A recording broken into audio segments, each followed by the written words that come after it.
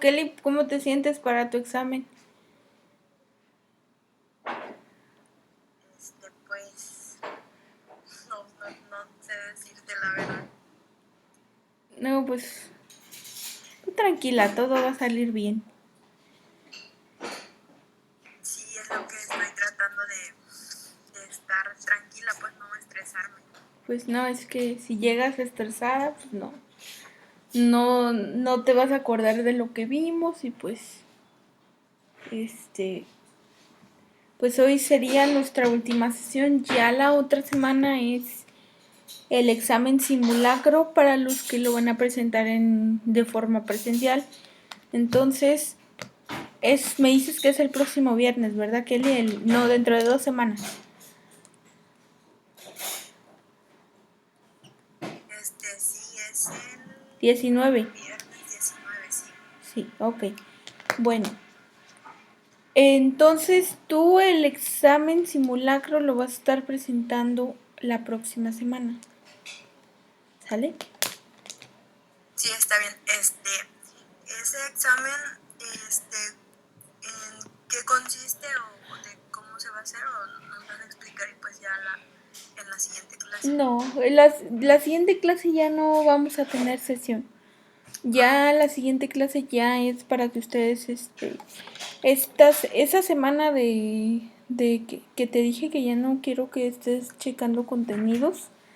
Entonces, esa semana tú tienes para relajarte, para estar, o sea, estar en una forma bien, para que tú llegues en, de una forma relajada a tu examen, que o sea, ya no es para que estén checando contenidos, que no estudié esto, que no estudié el otro, pues no.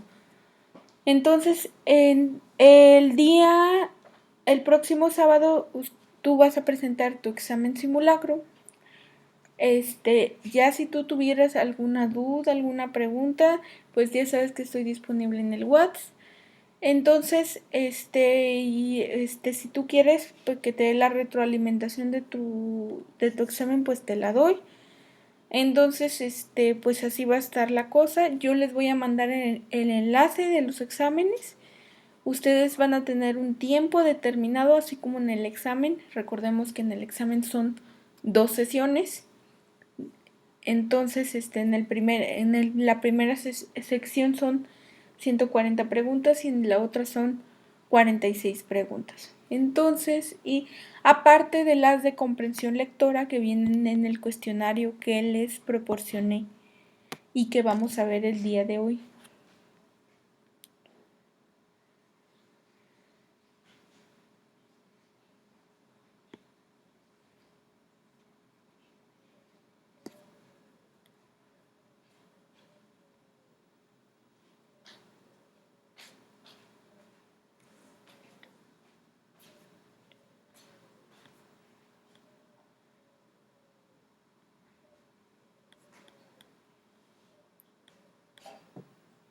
Okay. Bueno, la primera parte de hoy es la parte de comprensión lectora del examen EGEL.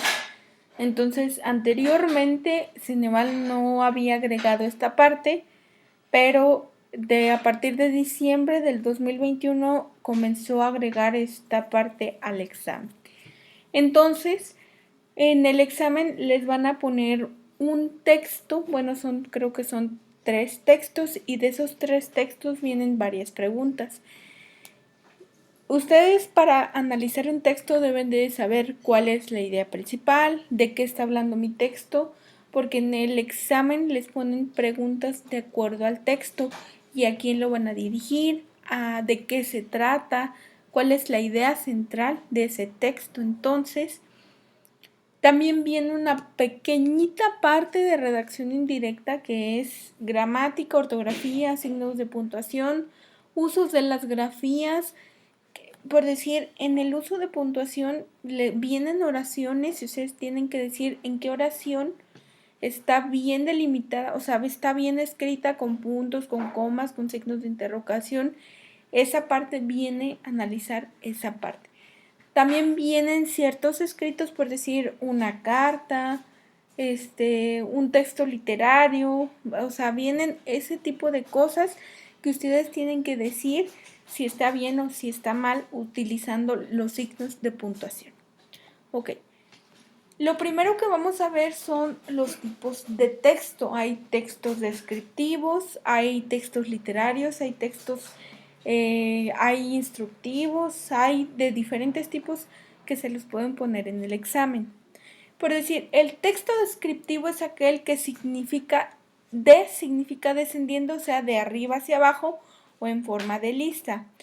Este es cuando escribimos o enumeramos características dentro de los tipos de textos. Es tal vez el más directo y su función es describir un producto, un servicio de forma clara y para que rápidamente se le transmita al lector su utilidad.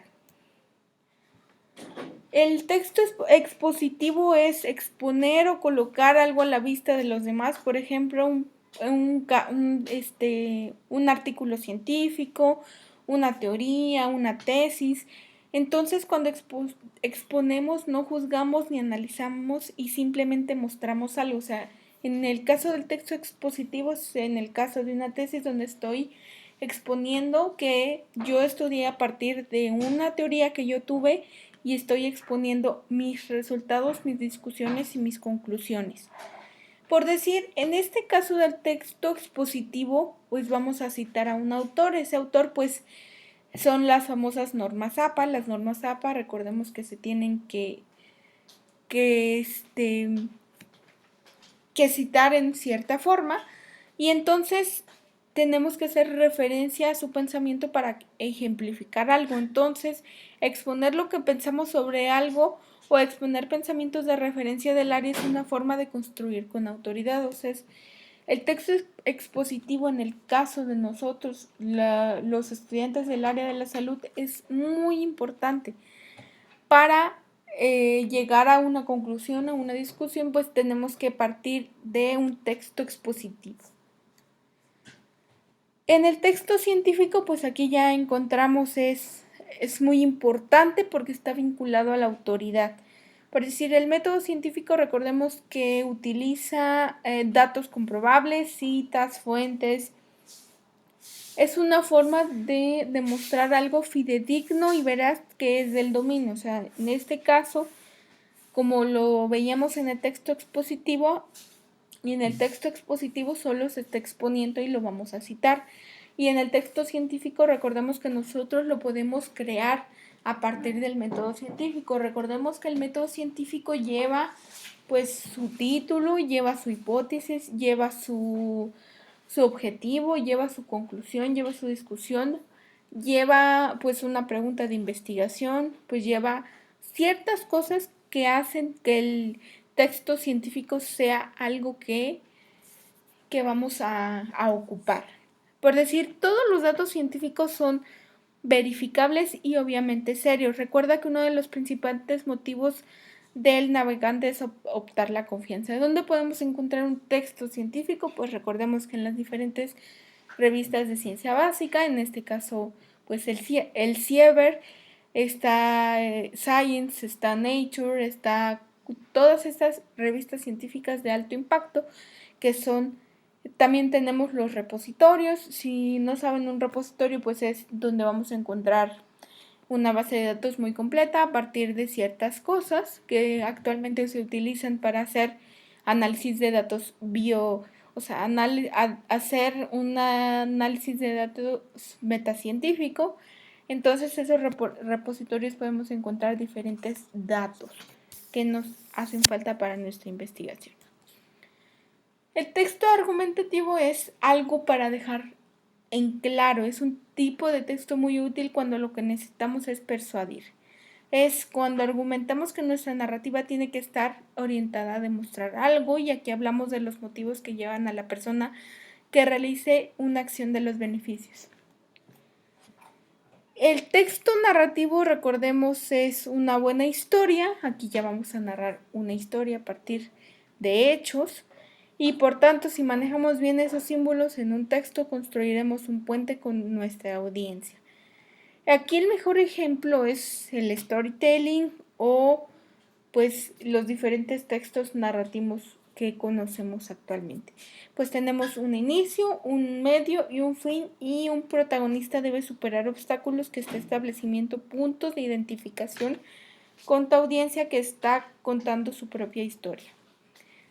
El texto literario, pues lo conocemos, es literatura que tenemos estrictamente literario, pues son libros comunes. Es que la literatura y arte en general están íntimamente ligados al entretenimiento. Aquí conocemos es poesías, cuentos cortos, crónicas, fábulas, son ejemplo de esta clase de textos. El texto periodístico, recordemos que son notas, son columnas en periódico. Estos trabajan directamente con los periódicos y tienen característica propia y es capacidad de generar un movimiento intenso y de corta duración. O sea, todas las columnas que salen diario en los periódicos, pues es un texto periodístico que vemos, notas en revistas, notas en periódicos, entonces pues esos son tipos de textos periodísticos. El texto publicitario, pues aquí son para escritores avanzados donde se aplican recetas y conjuros para que el cliente reconozca su necesidad. Okay. Aquí que incluyo en un texto publicitario es pues cuando nosotros vamos en la calle, pues mira, hay un anuncio, pues que hay un laboratorio muy famoso, pues hay que ir, vamos a ver sus productos y es para persuadirnos que nosotros acudamos a un lugar determinado. Para eso utilizan muchos artificios en los textos como disparadores o mensajes subliminales y este último está en el límite de lo ético, por eso hay que utilizarlo con moderación, por eso recordemos que en el caso del laboratorio clínico la publicidad es muy limitada a. El texto instructivo pues son textos que mediante instrucciones, en este caso pues tenemos recetas de cocina, tenemos instructivos para armar ciertas cosas, nos enseñan a realizar algo, tutoriales, el paso a paso, pero no lo creas que es tan fácil, estos textos tienen que ser extremadamente entendibles y de lo contrario pueden resultar a veces contraproducentes porque no están bien redactados o a veces no se entiende. El texto histórico, estos textos refieren a grandes hechos o a grandes acontecimientos de la historia o de grandes figuras, biografías, fechas patrias, conmemoraciones, entre otros eventos que modifican de alguna forma el día a día de las personas. El texto jurídico son aquellos que se usan para producir procesos en el área de derecho, ya sea en contratos o en artículos de documentos legales, y en este ya trae un lenguaje de textos jurídicos que suele ser bastante técnico y complejo porque su lectura resulta ser más objetiva. El texto digital tiene una gran diversidad de textos, pues tenemos mails, newsletters, chats, mensajería instantánea, ebooks, blogs, posts, pero en el fondo todos tienen dos denominadores comunes que son esenciales para entenderlos: de rápida producción y de fácil distribución. Recordemos que hacer un mail, un newsletter, un chat, un WhatsApp, un ebook, un libro digital, un blog y un post, pues recordemos que son muy fácil y rápidos de distribuir y de producir. Ok, en el texto hay un mensaje implícito y hay un mensaje explícito. El mensaje de un texto es implícito cuando no expresa las ideas de manera clara o es necesario interpretarlos para poder comprenderlo. Okay. A veces los textos no tienen sus ideas claras y entonces nosotros tenemos que hacer una interpretación para poder comprender esas ideas que están ahí. Entonces, en este caso, el Ceneval pues les va a poner un mensaje implícito o ya sea un mensaje explícito. El mensaje de un texto es explícito cuando no tiene interpretaciones ocultas con doble sentido o abstractas, es decir, la información es clara, directa y fácil de comprender. O sea, aquí no es necesario que lo comprendamos nosotros porque el mensaje explícito está explicando lo que quiere decir nuestro texto. Ok. En la utilidad del texto lo que vamos a ver es la coherencia, la cohesión, el uso del léxico y el contexto. Aquí nos podemos hacer 4 preguntas: si está ordenado mi texto, si está utilizando correctamente la gramática, cuál es el tipo de léxico que voy a encontrar, o sea, de qué estoy hablando, si estoy hablando con cosas muy técnicas como el lenguaje científico o un lenguaje coloquial que es más común, y así nos va a poder ayudar a identificar la idea central de nuestro texto. Y el contexto, dónde se va a desarrollar nuestro texto, o sea, cuáles los hechos que tenemos que ver de qué se trata nuestro texto. En la redacción indirecta lo que vamos a ver es un poquito de gramática, un poquito de ortografía y el uso de ciertas letras que sí vienen en el examen. Por decir, en la gramática vamos a ver verbos, tiempos, entonces pues lo primero que vamos a ver es la perífrasis, es cuando 2 verbos o más se funcionan con un enlace. Aquí vamos a tener 3 elementos, que es un verbo auxiliar en forma personal o conjugado, el enlace ya sea con una preposición, seguido de una forma no personal, ya sea en infinito, con terminación ando, endo, participio o gerundio. Aquí tengo un ejemplo que es vamos a salir, o sea, tengo un verbo que no está conjugado, tengo una preposición y salir que tampoco está conjugado. Por decir, aquí tenemos un verbo en pasado y un verbo en infinito, que es 2 verbos o más se fusionan a través de un enlace. Vamos a ver también tiempos verbales simples y compuestos. Lo primero que vamos a ver son el modo, tenemos 3, indicativo, subjuntivo e imperativo. El indicativo son hechos reales y verdaderos. Aquí nos va a dar el 100% de la acción que está hablando el verbo. Pepe cantará una canción, estoy 100% segura de que Pepe cantará una canción, y estás hablando, pues es una acción verdadera y es 100% segura. El subjuntivo, aquí voy a hablar de una posibilidad hipotética, o sea, aquí voy a hablar que no estoy 100% seguro, aquí estoy hablando del 50%, y aquí vamos a hablar de ojalá ganemos el partido o de alguna acción aleatoria que estamos hablando de. El imperativo lo vamos a utilizar para dar consejos, órdenes e instrucciones. En este caso, pues vamos a dar quítate esa ropa sucia. Ya no estés escribiendo con mala ortografía. Eso es lo que nos pueden poner en el examen. Los verbos transitivos e intransitivos, pues tenemos 2 tipos de verbos aquí. Los transitivos son aquellos que requieren un complemento directo, es decir, un objeto directo sobre el cual el sujeto ejecuta la acción. En este caso es María come pasta, María que está comiendo pasta. Esteban pidió 2 libros, ¿cuántos libros pidió Esteban? Los verbos intransitivos son aquellos que no pueden tener complemento directo porque la acción no puede suceder sobre algo o alguien. En este caso tenemos Laura ríe y la joven baila.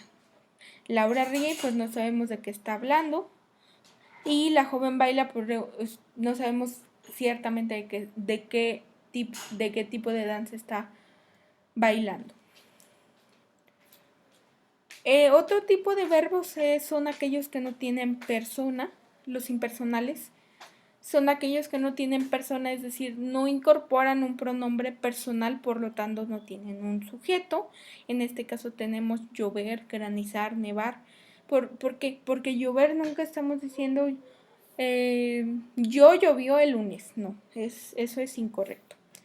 Tenemos que decir o sea, no tienen un sujeto sobre el cual se va a actuar, o sea, Laura llovió el lunes, pues no está correcta esa oración, y entonces recordemos que llover es para llovió ese día, llovió ayer, pero no estamos diciendo ciertamente a un sujeto. El adverbio, pues es una palabra invariable que modifica un verbo a un adjetivo u otro adverbio o a todo un periodo que pueden indicar lugar, tiempo, modo, cantidad, afirmación, negación, duda u otros matices. El adverbio se puede conjugar con otras cosas como los verbos, como los adjetivos, pero aquí les puse unos pequeños ejemplos. Viene es un adverbio, sí, pronto, aquí. Estos son adverbios del bien es modo, se puede decir, o afirmación también. Pronto o aquí, pues son de lugar y de tiempo. Y los grados, también los adverbios tienen grados. En este caso tenemos el superlativo y el superlativo absoluto. El superlativo pues es comparaciones entre el modo de darse la acción, aquí termina en mente, y el superlativo absoluto que es que se aplica a un sustantivo sin establecer comparaciones u otros. En este caso termina ísimo, facilísimo, etc.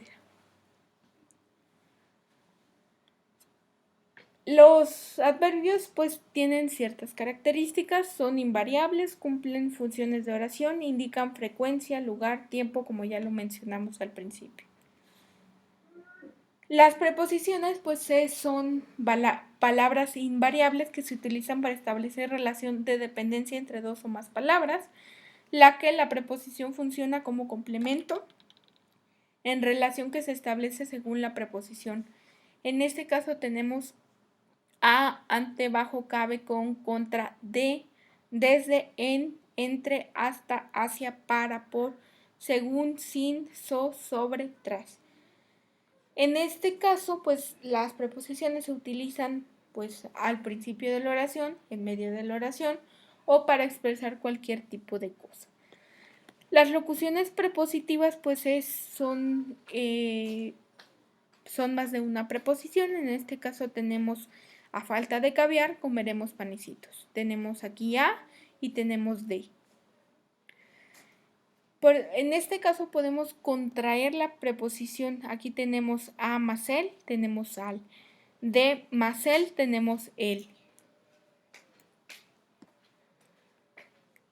El sustantivo es la persona que realiza una función propia del sustantivo. Aquí en este caso son seres, entidades, sentimientos, emociones, tienen géneros. Por decir, aquí tenemos formas irregulares, peces, diminutivo pues van a terminar en ito, ita, illo, ico, ica. Y aumentativo, pedazote,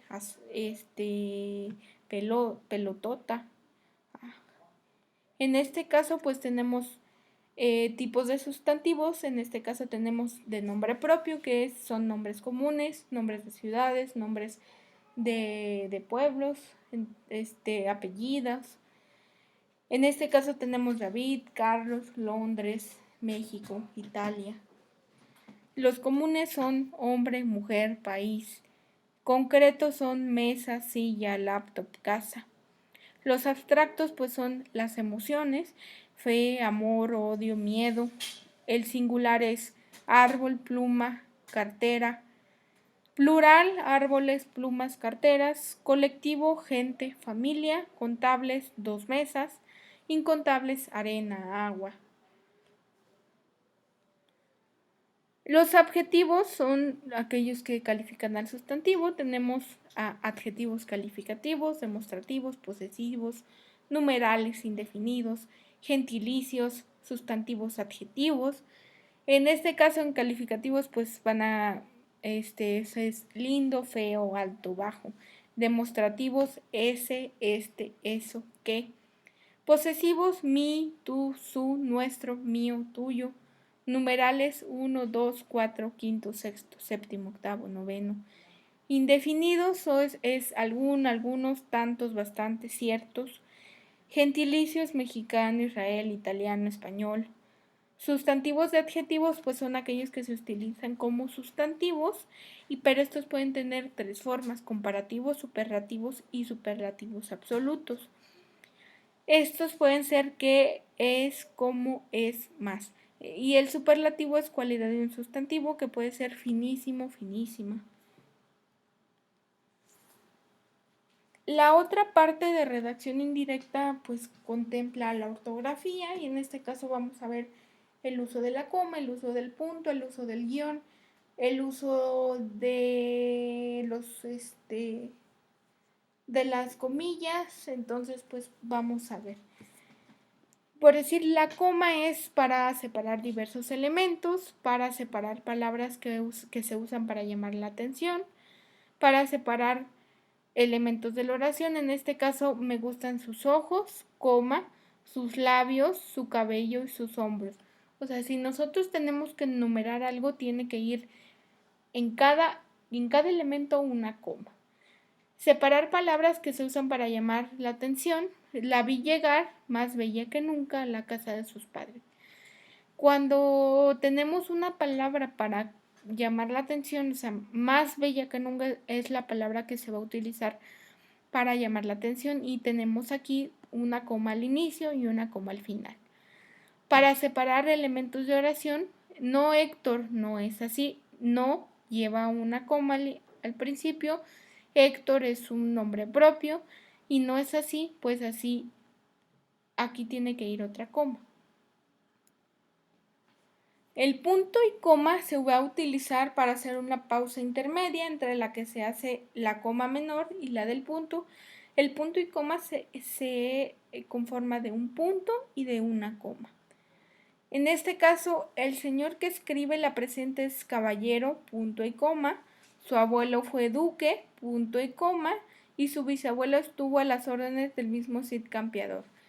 Para separar las oraciones largas que son parecidas y están escritas en serie. En este caso, pues el cielo está oscuro, punto y coma, la niebla asciende a los valles a la cumbre, el castillo del conde no es más que una mancha oscura. El punto, hay tres tipos de puntos, punto y seguido, punto y aparte y el punto final. El punto y seguido es para separar enunciados que integran un párrafo y después de un punto y seguido se continúa escribiendo en la misma línea. Si el punto está al final del renglón, se empieza en el siguiente sin dejar margen. El punto y seguido es que nosotros terminamos una idea, pero queremos seguir escribiendo en la misma línea y nosotros podemos colocar un punto y seguido. El punto y aparte es dos párrafos distintos que suelen desarrollar dentro de la unidad del texto contenidos diferentes. Después del punto y aparte se escribe en una línea distinta. Por decir, aquí terminamos un párrafo y ya queremos comenzar con un nuevo tema, entonces ya podemos poner un punto y aparte. Y el punto final es aquel que va a cerrar un texto y que ya no vamos a seguir escribiendo, y entonces aquí es donde cerramos con un punto y final. Los signos de interrogación y de exclamación es después de signos que indican interrogación, exclamación, de preguntas o de cosas imperativas como vete a tu casa. Ese lleva signos de exclamación. Cuando se escriben varias preguntas o exclamaciones seguidas y estas son breves, se puede optar por considerar las oraciones independientes con sus correspondientes signos de apertura y cierre. Recordemos que los signos de interrogación y exclamación pues tienen una forma de apertura y una forma de cerrar. Recordémoslos. Este es el signo de interrogación, su apertura y su forma de cerrar. En ocasiones los signos de interrogación y exclamación se utilizan de final de interrogación o de exclamación entre paréntesis. El signo final de interrogación entre paréntesis expresa duda o ironía y el signo final de exclamación entre paréntesis expresa sorpresa o ironía. Los paréntesis pues se utilizan para introducir frases intercaladas de carácter explicativo y para separar elementos incidentales en la oración, es decir, aquellos que equivalen a una aclaración. En este caso cumplen una función semejante a la de los guiones largos o comas parentéticas. Por decir, en este ejemplo que tenemos aquí era una noche fría y tormentosa, entre paréntesis, Como suelen ser las noches en la vieja Transilvania, pues estoy describiendo en dónde está la noche fría y tormentosa. Y no se escuchaba ni un ruido en toda la casa. Los guiones son para introducir frases intercaladas de carácter explicativo y para separar elementos incidentales en la oración, es decir, aquellos que equivalen a una aclaración o en este caso cumplen una función semejante a la de los paréntesis o las comas parentéticas. Los trolls, guión largo, que no son idénticos en las tradiciones del viejo mundo, son personajes muy secundarios en El Señor de los Anillos. También los guiones se utilizan para donde comienza el diálogo de una obra literaria o de una obra de teatro. Las comillas son para introducir textualmente las palabras de un autor distinto del resto de trabajo a manera de citas. En este caso, pues, cuando nosotros tratamos de hacer una perífrasis en el caso de nuestros trabajos de investigación, donde queremos citar las palabras exactamente igual a las del autor original. En este caso, pues, podemos recordar la célebre sentencia de Hobbes, Homo hominis lupus, que en correcto latín quiere decir el hombre es el lobo del hombre. Suelen ir entre comillas también los apodos y los sobrenombres. A Lola la conocían todos por la gitanilla. Y vamos con el acento. En el acento también tenemos acento ortográfico, acento diacrítico y acento... Nada más tenemos dos tipos, acento ortográfico y acento diacrítico. Por decir, todas las palabras agudas terminadas en N, S o vocal son acentuadas. En este caso tenemos capitán, atrás y bambú. Las palabras graves que no terminen en N, S o vocal, en este caso es árbol, mártir, cónsul. Todas las esdrújulas sin excepción, exámenes, síntesis, máximo. Todas las sobresdrújulas también, cómetelo, sácaselo, pídemelo, también son parte de aquí. El acento diacrítico pues es este acento que en este caso algunas palabras que se escriben igual pero tienen diferentes significados. En este caso son de dar, de preposición. En este caso cuando el verbo es dar tiene que llevar acento y de preposición no lleva acento. Di del verbo dar y di del verbo decir. No, di en el caso del verbo decir no lleva acento. El pronombre personal y el en este caso el artículo. Más de cantidad y más de conjunción adversativa. Mi de pronombre personal y mi de posesivo, en este caso es mío, no lleva acento. Y mi de pronombre personal, mi casa, mi llave, mi lámpara, mi computadora, esto sí lleva acento. C del verbo saber y C de pronombre personal. Sí de adverbio de afirmación o pronombre personal y sí de conjunción condicional. T de sustantivo y T de pronombre personal. Tú de pronombre personal y tú de adjetivo posesivo. Por decir, en este caso vamos a encontrar palabras agudas, graves, esdrújulas y sobreesdrújulas. La primera, o sea, por decir, si son palabras agudas, llevan la sílaba tónica, va a estar en la última posición, la penúltima en la posición 2, la última es para palabras agudas, para penúltima es para graves, para antepenúltima es esdrújulas y antes de la antepenúltima es sobre esdrújulas, como las vimos de este lado. El caso de las grafías, el uso de la C, de la Z y la S, pues recordemos que es muy importante en la ortografía. Por decir, la C la vamos a utilizar en palabras terminadas en ansia y encia, excepto ansia y hortensia. En los verbos conjugados en siar, ser, sir, excepto ser, coser, con hilo, con aguja, toser y asir. En las palabras terminadas en acción cuando son afines a un participio terminado en ado.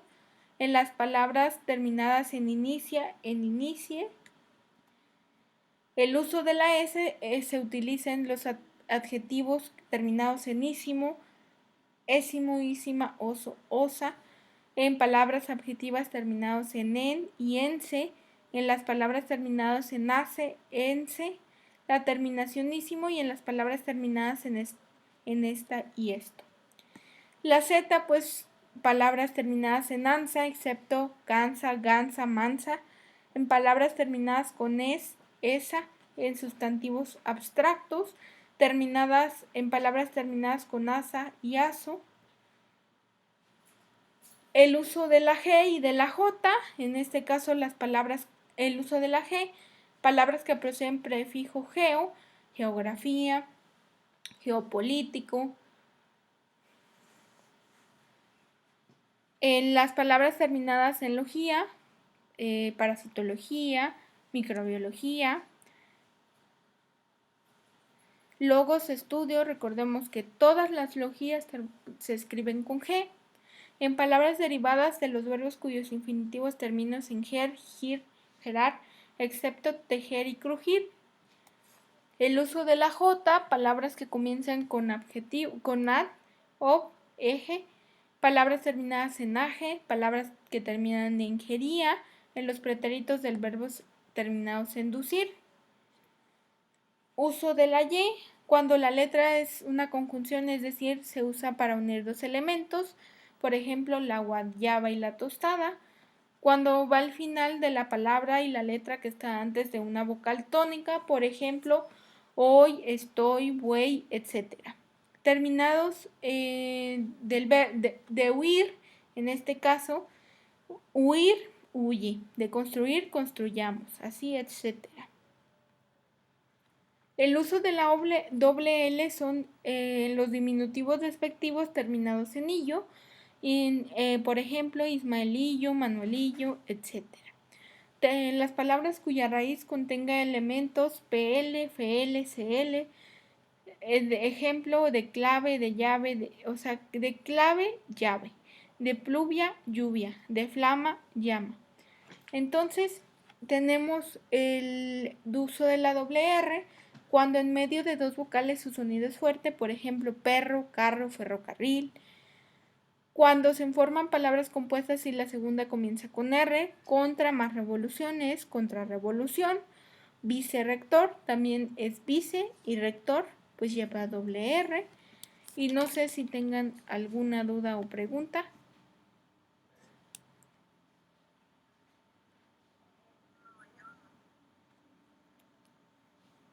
Ok.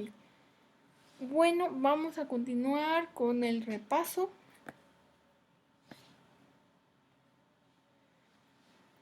Ok.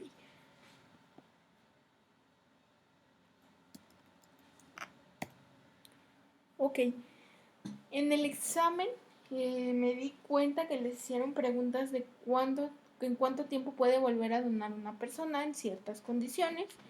Entonces aquí me di a la tarea de buscar la tablita que viene en la norma 153, de cuáles son los intervalos mínimos entre recolecciones de sangre total y otros componentes sanguíneos, entre dos extracciones total o una extracción de sangre total y una eritroaferesis de bolsa única, con o sin plasmaferesis o plaquetaferesis. Recordemos que podemos donar plasma y plaquetas. 2 meses, que son 8 semanas, entre una donación de sangre total y una eritroaferesis de bolsa doble con o sin plasmaferesis o plaquetaferesis. Aquí son 3 meses, entre una donación de sangre total y una plaquetaferesis o plasmaferesis sin extracción de eritrocitos. 4 semanas, o sea, de 4 a 5 semanas yo ya puedo volver a donar. Ok. En el caso les preguntaban de la microtécnica de aglutinación en gel. No sé si han visto este tipo de geles. Estos geles son para determinar grupos sanguíneos y hay discrepancias en este caso. Pero aquí pues tenemos geles neutros, geles específicos. Aquí este gel neutro tiene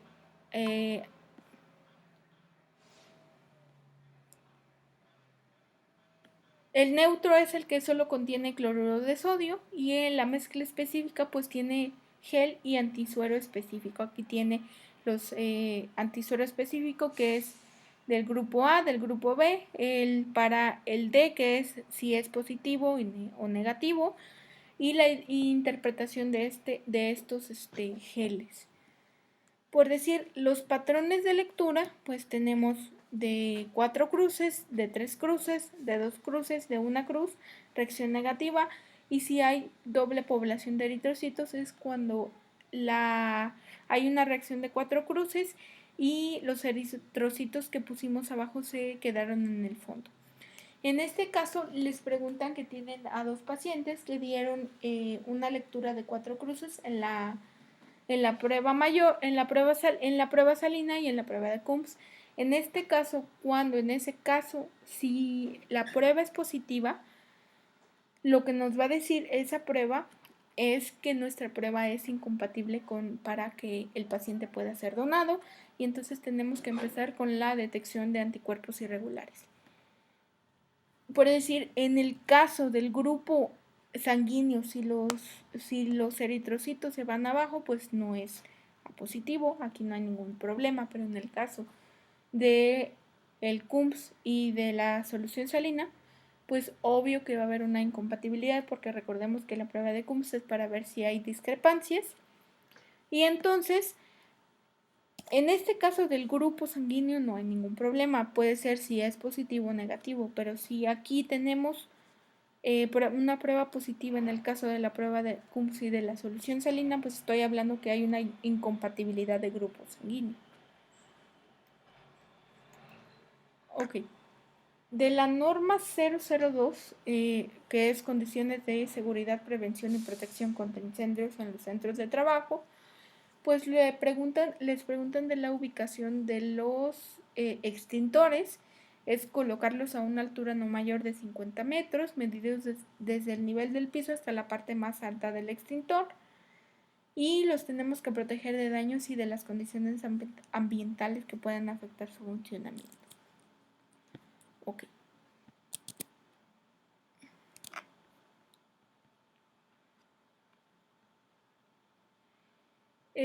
No sé si tengan alguna duda, alguna pregunta de otro tema.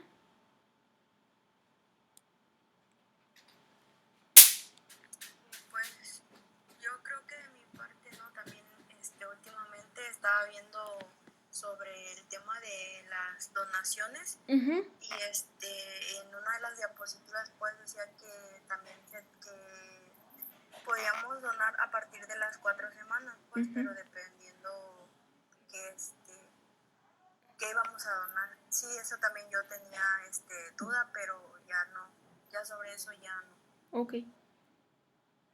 Bueno, ¿de algún otro tema que tengas duda, pregunta, de micro, de de lo que sea? Aún se me sigue complicando un poco con lo de las soluciones, Okay. Y es lo que estoy estudiando. Okay. Pero de otra cosa no recuerdo.